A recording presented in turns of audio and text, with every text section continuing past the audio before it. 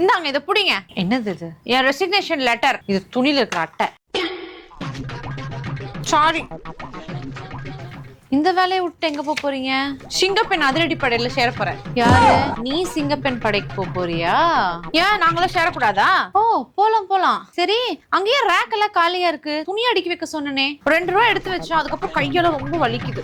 சரி அங்க சிலந்தி கூடு கட்டி இருக்குது, அது ஒற்றை அடிக்க வேண்டியதானே? ஆமா சிலந்தி கூடு கட்டி இருக்குது, ஆனா ஏறி அடிச்சு முட்டி எல்லாம் வலிக்குது.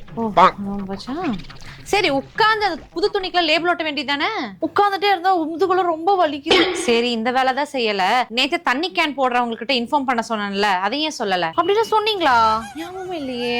வர வர ஞாபகம் மறதி ஜாஸ்தி ஆயிடுச்சுன்னு நினைக்கிறேன். ஏன் உன் கை அப்படி ஷேக் ஆகுது?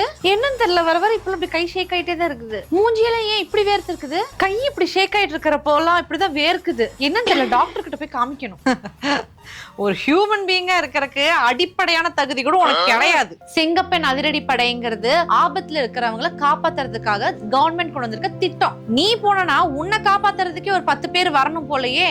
நீ கொடுத்த இந்த ரிசைனிங் லெட்டரை நான் அக்செப்ட் பண்ணனா தமிழ்நாட்டு பெண்களுக்கு நான் பண்ற மிகப்பெரிய துரோகம். போ வழக்கம் போல வேலையே பக்கம் சம்பளம் வாங்குவல, போ அதை போய் பண்ணு.